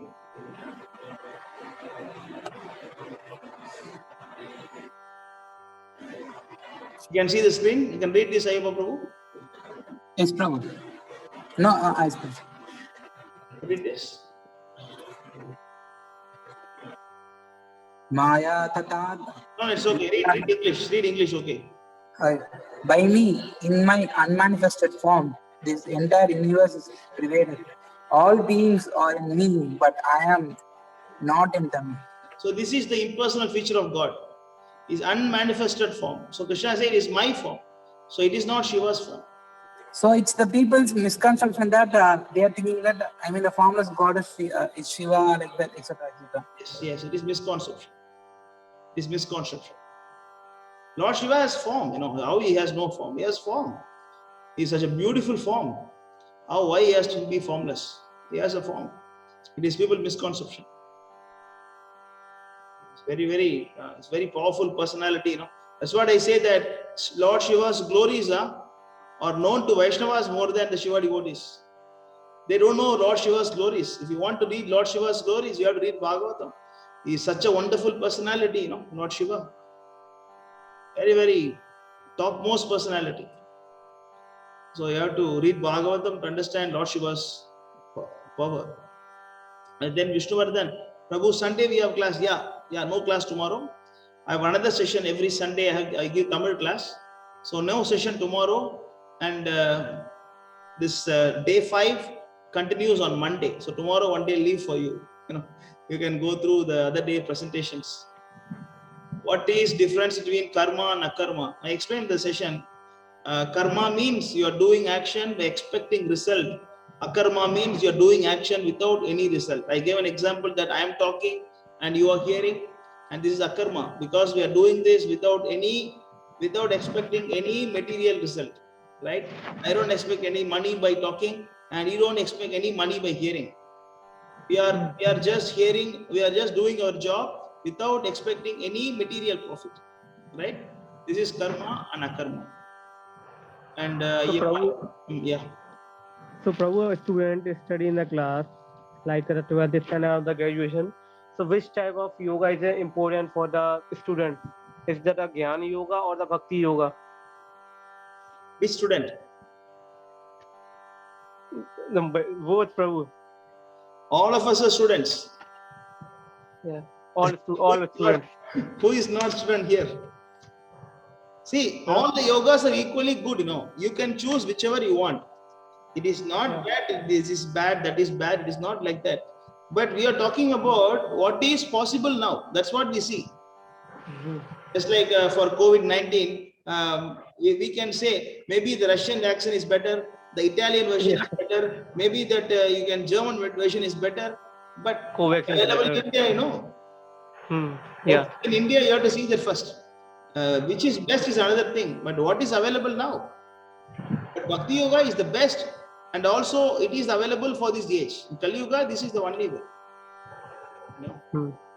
So Prabhu, why the Krishna make the lot of yoga, the Bhakti Yoga, Karma Yoga, and the No, and the that's what Jnana Yoga? I answered the same thing yesterday's session. For different kind of people, they choose different way. Some wants the difficult path. They are not simple people. No, the devotees are simple people. They take the truth and then they start worshipping Krishna. But some want to research using their intelligence mind. So Krishna says, okay, you do this. What Chaitanya Mahaprabhu says, you choose for the Kali Yuga, the person choose only the Bhakti Yoga. This is the most important. Yeah, but not everybody accept this now. Because everybody is going through their different levels of, see, my birth, I am here because of my last life. And you are there because of your last life. And all of you are same. Depends on your last life karma, all of you are different, you know, levels, right? And similarly, the Krishna also must give different option for different people. So he say, okay, you do this is there, that is there, that is there. Which one you want, you choose that. Which is the best is another thing. So Prabhu, the Brahma is the Sakshata Vishnu or different? No, Brahma is Jiva Tattva. He is Jivatma. Brahma has death. Brahma will die. So he is demigod. Yeah. Yes. And next question. Next question is worshipping Kali is not Bhakti, there is karma. Okay. Tripada Prabhu, Mother Kali come under semi-god Prabhu. She incarnates of Mother Parvati. No. Kali is Durga, you know. She is the external potency of Lord. She's Krishna's energy. She is the controller of the whole universe. You know. This world is called as Devi Dham. That's why she is called as Parashakti. She is actually the in charge of the whole universe. She is the in charge. She is, of course, she comes in a demigod category. Semi-gods are servants of demigods. It's not about expansions or incarnations. It is about servant. There is someone required to massage the feet of Indra. You know, there's someone required to do the orders of Indra, Chandra, Varuna, Vayu. They are superior to us, but inferior to demigod. They are semi-gods. Inferior to demigod. Durga is not inferior. Kali is not inferior to Parvati. Equal level. Expansion. Kali expanded herself as Parvati. I mean, so they are equal platform. Same person. Semi-god means a servant. Is it clear, Prabhu? Tripad Prabhu?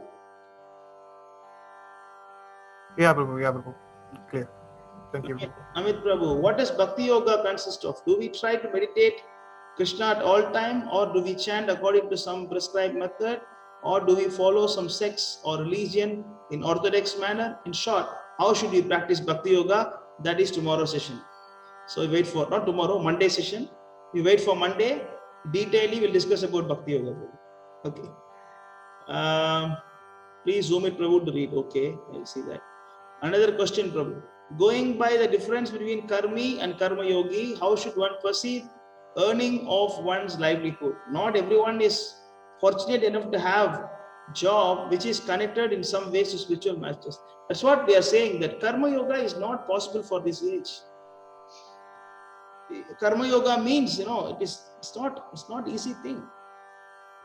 Karma Yoga is not that, okay, let me earn, I'll give some like a donation to the temple, or I'll use for some preaching activities. That is Bhakti Yoga. Karma Yoga is not possible for this age. Karma Yoga means you have to sacrifice. You have to do a lot of sacrifice. You have to set up the fire. You should do yajna. And then you have to follow that karma, samskaras and nitya karma, and reading the Vedic scriptures, and so many rules and regulations are there. So there is karma yoga.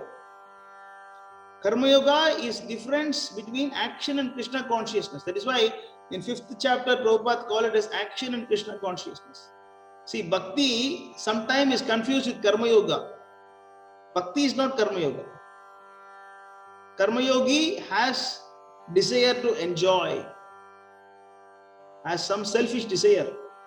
So he is dovetailing the desire in Krishna's service. That is karma yoga. So, but bhakti is different. Karma yoga and bhakti yoga cannot be confused. And we are not karma yogis. We are not karma yogis. We are bhakti yogis. Karma yoga is very difficult to perform in this age. First of all, we have to get some good quality ghee for it. And wood all expensive. If you cut the wood, police will come and arrest you.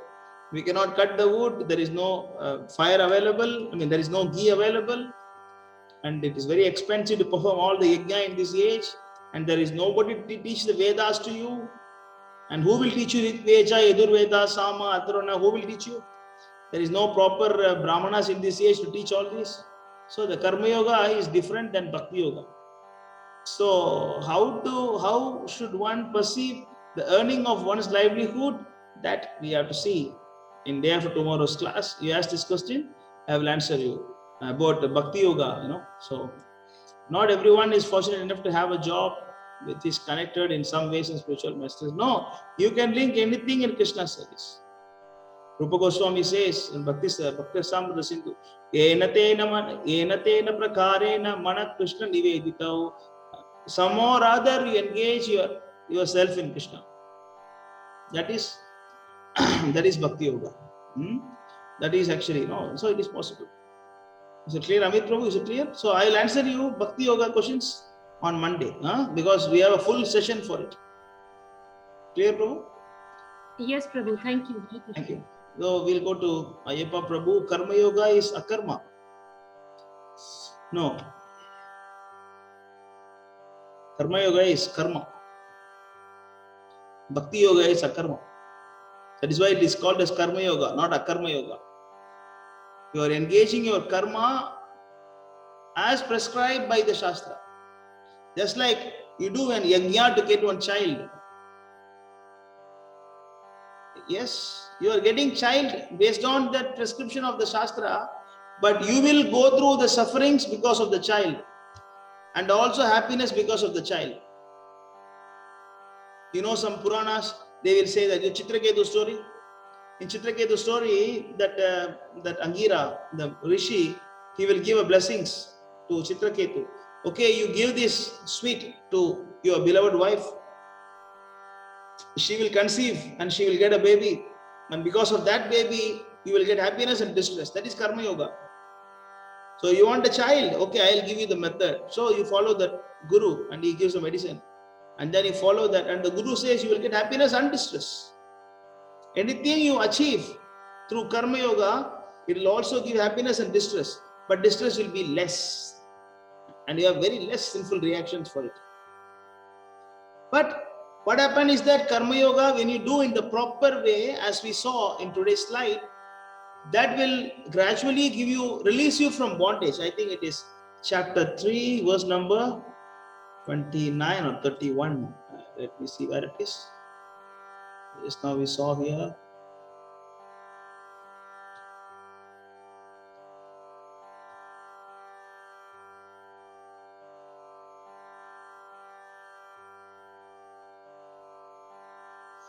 You can read this, Ayyappa, right? Who has the question? Yeah, Ayyappa, you are there? Yes, Prabhu. You want to read this? Yes, Prabhu. Translation. One who executes Sorry.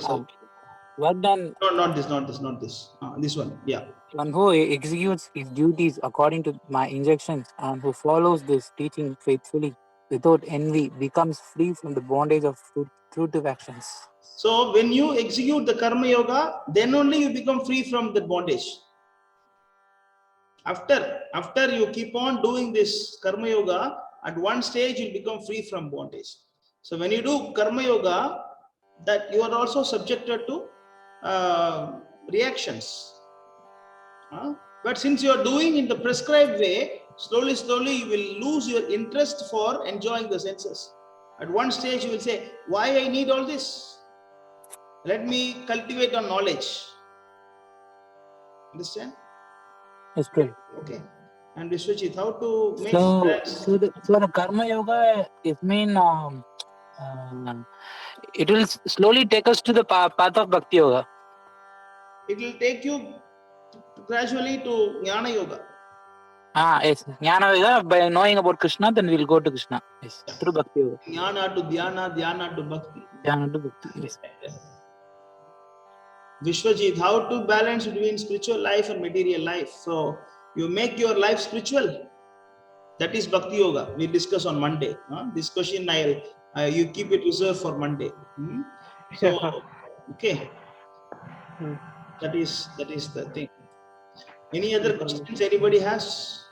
What is a Vikarma? Vikarma means we don't do any Karma karma. means a forbidden act. It is not accepted by the Shastras. It is forbidden, just like putting bomb and then harming other living entities, killing the innocent creatures, which is not accepted at all. Forbidden activities in Shastra. Prabhu, what is the karmi? Who is the karmi? Karmi means the one who is doing work unrestrictedly. Suppose Like FP. I want to eat. I eat whatever I like. I eat a pig. I eat a snake. I eat a dog. Why? I like it. He is karmi. The one who is enjoying. He does whatever he likes. Karma yogi means he is trying to regulate his desire. Suppose you want sex life. You marry and have sex life with your wife. That is karma yoga. I have sex unrestrictedly, it is karmi. You want to earn money, you earn money as Shastra says. And I want to earn money unrestrictedly, it is karmi. Clear? That is karmi and karma yogi difference. Any other questions? So Prabhu, how to maintain the angerness? I think this is not related to this topic today, but this all will be answered gradually. Best is if you ask questions based on today's session, it will be nice. Other things you can ask privately or some other forum, because I'm taking you in a gradual stage. So when you go in the stage, you will be able to understand. But if you are trying to ask something which is not covered today, it is difficult for you to understand. Because I believe in that gradual process, so that you scientifically understand this, not by some vague speculation or not like that. Not even others also will understand, because many new people also here in this group. So descending order, like descending order. Yeah. So go through, because tomorrow mostly all these anger management, all these things will come when you go to Bhakti Yoga. When you chant Hare Krishna, everything will go away. So Prabhu, I feel one thing when I chant 11 a.m. I feel the another level of energy. When I feel the 12 a.m. at the morning, I feel another level of energy. When I chant at 2 a.m. I feel another level of energy. So my question is this: when we chant at different times, we feel different experience of the chanting of the Krishna consciousness. So what is this, Prabhu? It is not like that. You are feeling too much. You are thinking too much. That's it.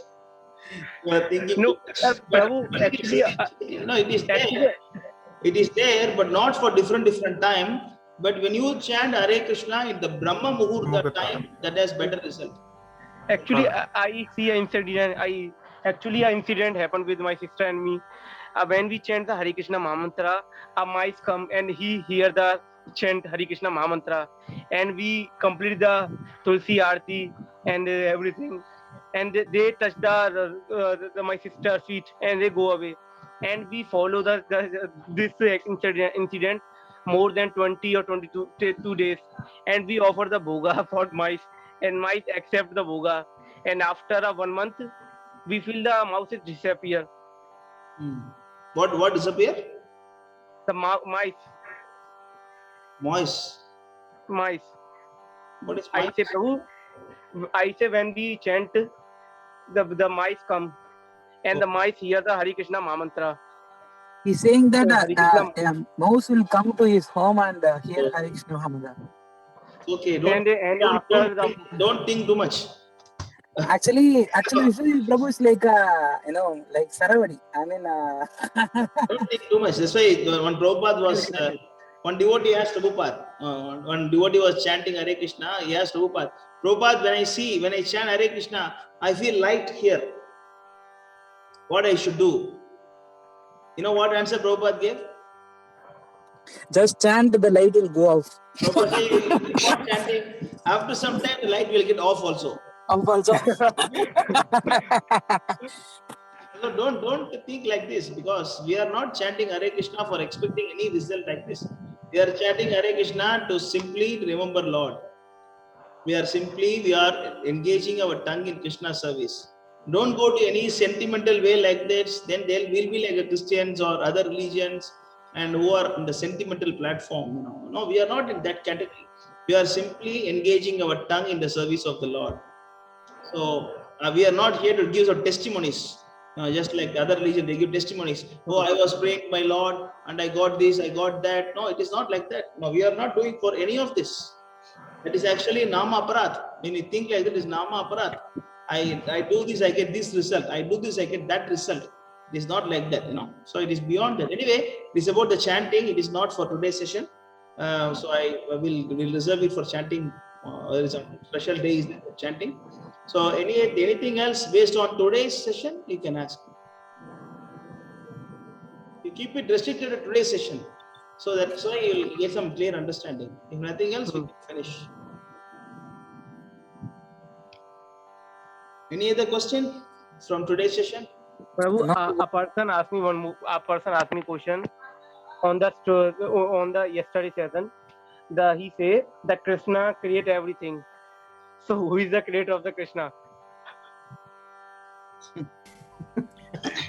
just like the train, right? You have seen the train? Yeah. The first bogie is called as engine, right? Yeah. Engine is only pulling all the boxes, right? Yeah. Who is pulling the engine? The diesel. Where is that? It is within engine.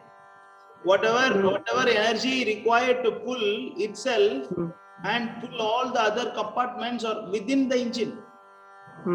It is not by any other external force. It is part of engine. It is energy of the engine that is pulling other boxes, other compartments. Understand? Likewise, Krishna he is God. Otherwise, if someone else created Krishna, how he can be God? Nobody created him. That is why he is God. That is why it is mentioned that Tene Brahma Adikave. Initially, only Krishna was there. Nobody else was there. If somebody else created Krishna, then why do you call Krishna as God? No? You should call that person as God, right? He has sufficient. Just like you take this example, just like the engine has energy within to pull all other boxes. Like that. Krishna has sufficient energy to pull all other boxes also. That's why he is God. Otherwise, he cannot be God. You don't understand someone who doesn't know what is God, they will only ask this kind of question. God means he is a controller and supreme creator. That is the definition of God. If someone created the God, then he is not God. He is not God. He cannot be God. He doesn't have the basic understanding of what is God. That's why he asked like this. Okay. Hare Krishna, Prabhu. Hare Krishna. Sorry for your time waste, Prabhu. No, it's okay. Any other question? No, sorry, Prabhu. We are taking a lot of time for you for a discussion. No, for me, it's okay.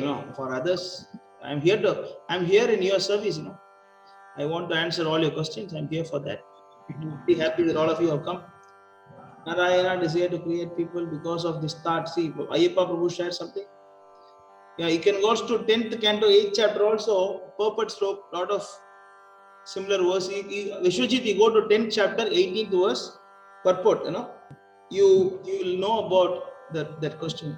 Ayyappa shared this. Narayana desired to create the people because of this thought. Soul prana rose from him. Mind and all body parts, sky, air, light, water, and the earth, which can carry all these created beings, took their form.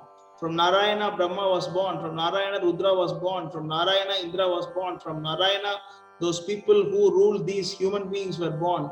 From Narayana, the 12 sons, 11 Rudras, 8 Vasus, and all those meters for writing were born. All these functions because of Narayana. Narayana Upanishad from Yajur Veda.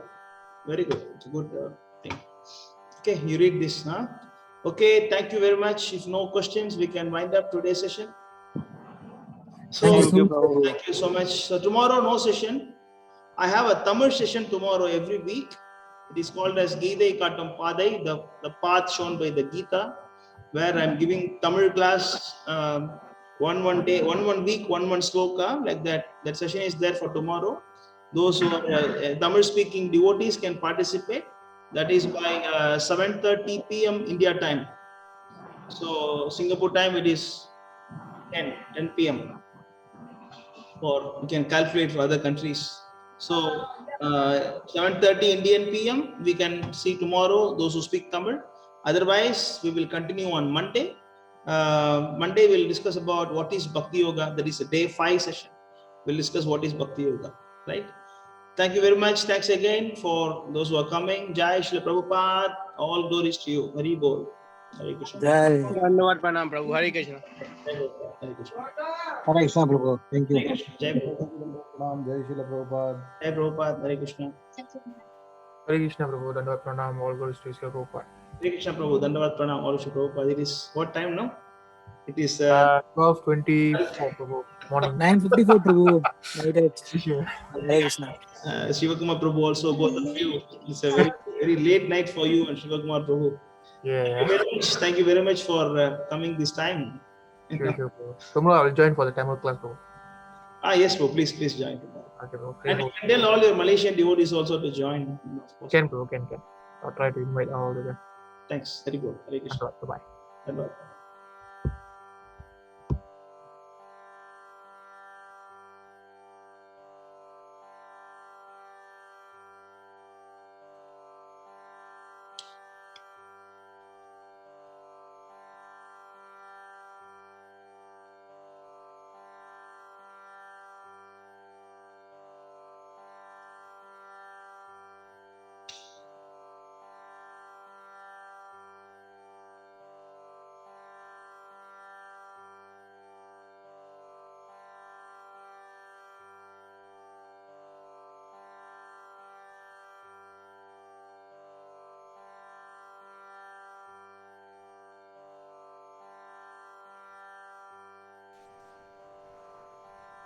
So welcome everyone for today's session. So anybody want to ask any questions from yesterday's session? And some of the participants yesterday felt that I was very biased towards Krishna in yesterday's session.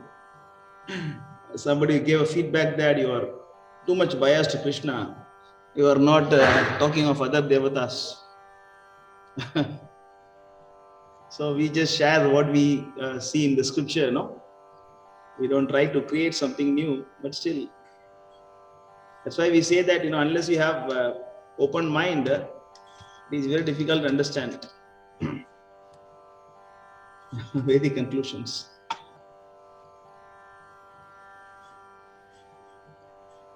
Anybody want to share something or any doubts, questions? We have 10 minutes for that. Prabhu, I have a question, Prabhu. Hare Krishna, Prabhu. Yes. Prabhu. Prabhu, I just want to ask, why Lord Ramachandra worship Lord Shiva before he go to the Sri Lanka? Can I know, Prabhu, why? Why are the reason? Okay. Actually, when Krishna appears on this planet, either directly himself or as an incarnations. So he always do so to take the people, like based on, so that people will follow him, whatever he does, we follow. That's why it is explained by Lord Krishna in chapter 3, verse number 21. Let me share my screen with you. Okay. See here, you can see the screen. You can read the translation, Prabhu. Yes, Prabhu. Whatever action is performed by a great man, common man will follow his footstep, and whatever stand he set the exemplary acts that the world pursue. So when Krishna appears, he has to educate people about how to read Vedas, how to execute the Karmakanda sections, how to execute the Jnanakanda sections, how to execute the Upasana Kanda sections of Vedas, and also how to show that what is the ultimate purpose of Vedas. And he has to teach the people how to be a good disciple and good son, good father, good husband, and everything he has to. It's not only because, like the same chapter here, if you see this, I'll show you here.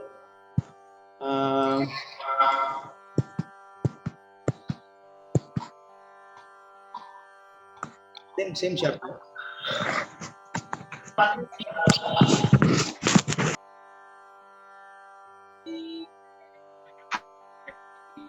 Okay.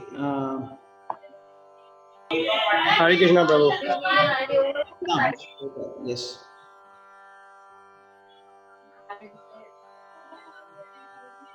This is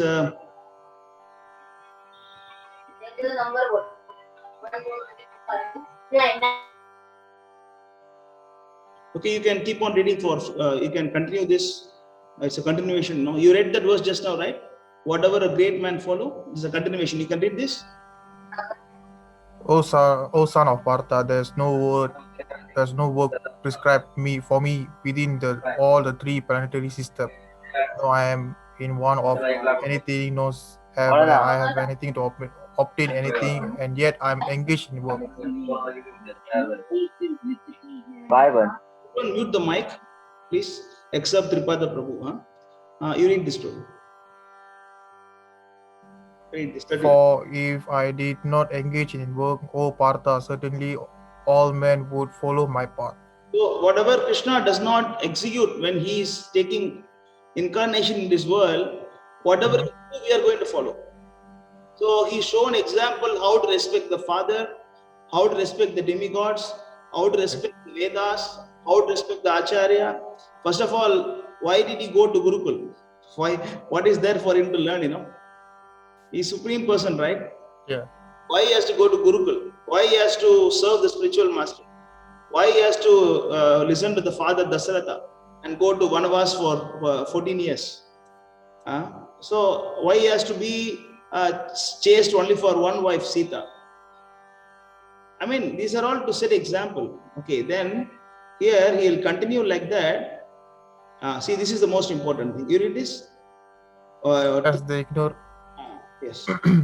As the ignorant perform their duties with attachment to the result. Similarly, the learned may also act, but without attachment, for the sake of leading people on the right path. Yes. Why? Because let not the wise disrupt the minds of ignorant who are attached to fruitive action. They should not. Can you read that? Which one, Prabhu? The below one is that? Let not wise disrupt the mind of the ignorance who are attached to the fruitive action. They should not be encouraged to refrain from the work, but to engage in the work in the spirit of devotion. So here Krishna also advises, because the world is full of all sort of people. Not everyone is ready for pure devotion or pure intelligence. So some of them also want this Karmakanda sections, and some of them want to enjoy the senses. So all kind of people are here. So Krishna has to teach everybody. So it is not only the devotees, right? So it is why Krishna is saying that don't confuse those who are ignorant. So Krishna don't want to confuse them. See, Lord Shiva is Mahadeva, he is the topmost demigod. So there is nothing wrong in worshipping him. So he showed people how to worship. What to speak of Lord Shiva? Even Krishna touched the feet of Dasaratha. Krishna was worshipping Dasaratha. Can we say Dasaratha is superior to Krishna? I mean Rama. And same way Krishna was carrying the shoes of Nanda Maharaj in the head.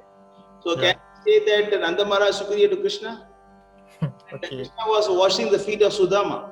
Mhm. Can we say Sudama is superior to Krishna? No, it is not like that. Lord Shiva is Mahadeva. He is the topmost of all the Devatas. In fact, he is even superior to Brahma. He is just next to Krishna. There is nobody equal to Shiva except Krishna. He's almost Vishnu, He's next to Vishnu. He's almost Vishnu. There is nobody equal to Lord Shiva except Krishna. In that Okay. case, he sets example by worshipping him. Okay, bro. Understand, bro. Hare Krishna. So, Prabhu, you can continue now. Krishna Prabhu, you're asking what is that? Yes, Prabhu, like we are realizing Bhagwan form in our culture and everything, but why do Muslims and Christians are not realizing that? They were only seeing Brahman realization. No, they are. We don't even say they are into Brahman realization. They are not into Brahman realization. They are following what is taught by their own spiritual master. You see, that's what I was explaining in yesterday's class. That intelligence level of Arjuna and the people of that Israel is different. You see, those people are the people living in the desert, and that is why if you look at the 10 commandments given by Moses, most of the commandments are don't kill, don't steal, don't have sex with another man's wife. So these are the general instructions given to them. It means with this you can understand what will be the brain of them. So I mean, I'm not talking about any religion. I'm talking about the people who are 2000 years or 3000 years back of that particular place. I'm not criticizing any religion. I'm just telling about the mindset of the people. So that is why that Nabi or Jesus, they don't want to confuse them with so many instructions. They don't want to confuse so many instructions. So they told that, you just follow the instructions. And they don't want to give a lot of information. Even, there are not so much information about that reincarnations and also. But if you look at the basic concepts, it is there. Just like if you look at the Bible, there is I saw there is a prayer by Solomon. The Solomon prayers, he will be glorifying the neck of the Lord and then the feet of the Lord, the face of the Lord. There are some prayers by Solomon. So it is not that the Islam and Christian, they don't accept the form of the Lord. The thing is, when Moses, he went to take the 10 commandments, by the time he come back, they created their own image and they start worshiping as God. So he said, okay, do not go to any deity worship. You just follow my instructions. Just pray to the Father. That is what, it is not that we can't say it is Brahman realization. Brahman realization is, something very high, Brahman realization means you have to do meditation.